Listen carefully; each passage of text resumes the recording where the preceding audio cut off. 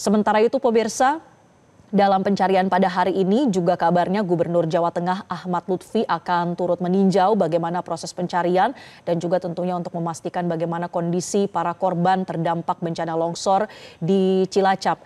Dan selain itu pemirsa, untuk proses penanganan korban terutama 11 korban tewas ini juga masih terus dilakukan di rumah sakit ataupun puskesmas setempat.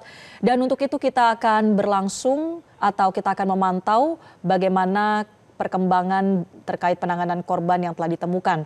Sudah ada kontributor Darbe Tias langsung dari lokasi.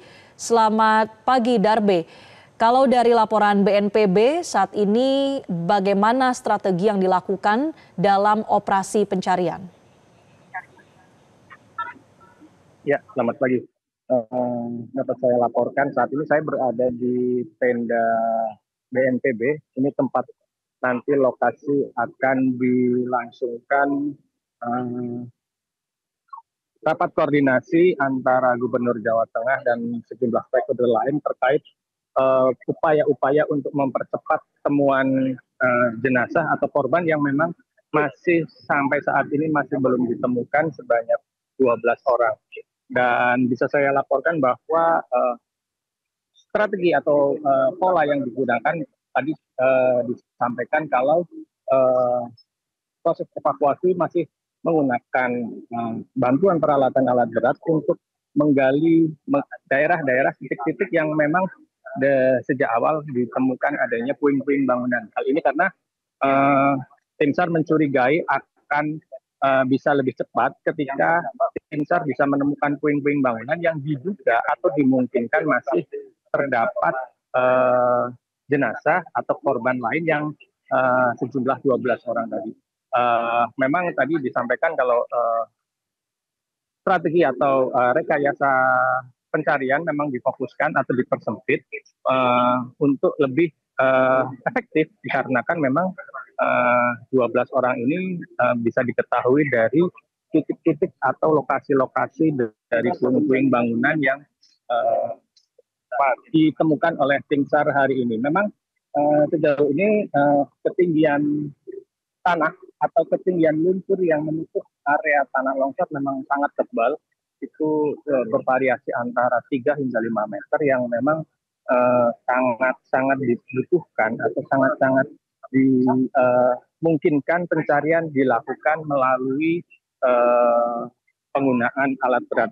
Dan dapat saya sampaikan sampai saat ini ratusan relawan termasuk tadi ada bantuan dari ibu-ibu yang berada di lokasi dapur umum yang akan menyuplai kebutuhan logistik baik bagi pengungsi maupun para relawan yang sampai saat ini terus bahu-membahu untuk berupaya secepat-cepatnya bisa melakukan atau menemukan para korban yang hingga sampai minggu siang ini memang belum ada informasi atau belum ada tanda-tanda temuan baru hari ini. Dan terakhir memang di hari Sabtu kemarin sebanyak 8 orang telah dievakuasi dan telah dilakukan penyucian jenazah, di mana seluruh keluarga atau seluruh korban juga sudah dikembalikan kepada keluarga untuk dimakamkan.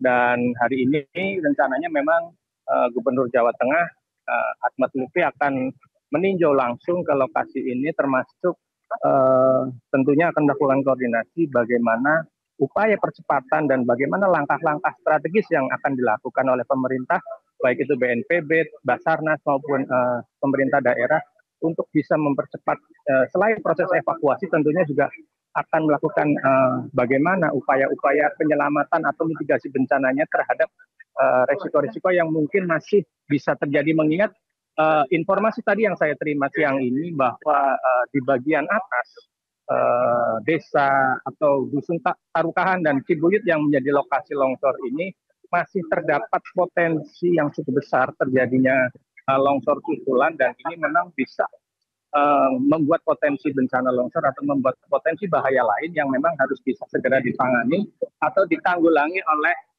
pemerintah daerah. Demikian untuk sementara, saya kembalikan dulu ke studio.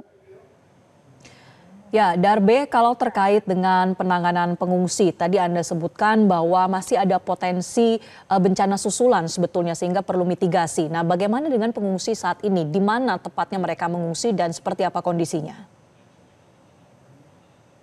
Ya, sejauh ini memang pengungsi masih banyak tersebar. Warga tidak terpusat pada satu tenda yang dibuat BNPB maupun Basarnas, tetapi para pengungsi ini menyebar di rumah sanak saudara mereka. Namun yang jadi perhatian adalah bagaimana kebutuhan dasar mereka terkait makan, yang memang membuat dari pemerintah, dalam hal ini adalah Kementerian Sosial, telah membuat dapur umum. Dan sudah 3 hari ini terakhir, dari dapur umum mencuplai ratusan hingga 500 bungkus logistik yang dibagikan tidak hanya kepada relawan, namun juga kepada para pengungsi yang memang banyak tersebar di beberapa rumah-rumah warga. Dan memang para pengungsi ini kalau siang mereka itu tidak hanya berdiam diri, namun mereka juga banyak pula yang ikut terlibat dalam proses pencarian, mengingat banyak juga dari keluarga mereka yang hingga saat ini masih terjebak di antara longsor yang pada Kamis malam kemarin terjadi. Begitu. Balik studio. Baik, Darbe, selain kondisi pengungsi yang tadi Anda sebutkan masih membutuhkan bantuan begitu ya, baik itu dalam bentuk makanan atau mungkin logistik untuk beristirahat bagi yang berada di posko.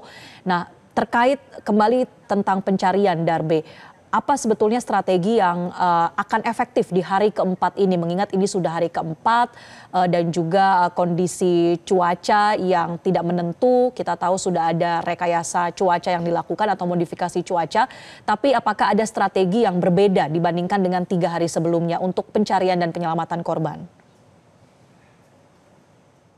Ya, tentunya saat ini fokus tim SAR gabungan untuk mempercepat pencarian masih menggunakan strategi atau masih menggunakan pola percepatan pencarian menggunakan alat-alat berat. Dan tadi disampaikan bahwa jumlah alat berat yang dikerahkan sampai dengan siang ini sebanyak 22 unit eskavator yang bertugas di 2 titik yang dicari, di mana proses ini memang tujuannya untuk mempercepat, karena memang di lokasi kejadian tersebut ketinggian tanah atau ketinggian longsor yang menutup bangunan-bangunan atau yang titik-titik yang diduga menjadi terdapat korban di bawahnya berkisar antara 3 hingga 5 meter. Dan ini tentu kalau hanya menggunakan peralatan manual atau peralatan tangan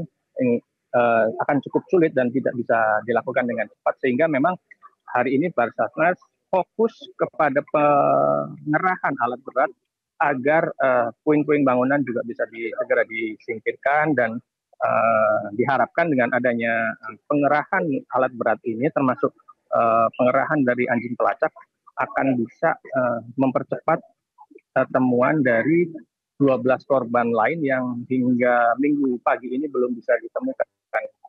Demikian. Baik, Darbe Tias, kontributor Metro TV melaporkan langsung dari Cilacap, Jawa Tengah. Terima kasih Darbe, kami akan kembali pada Anda untuk update informasi berikutnya. Jelajahi cara baru mendapatkan informasi. Download Metro TV Extend sekarang.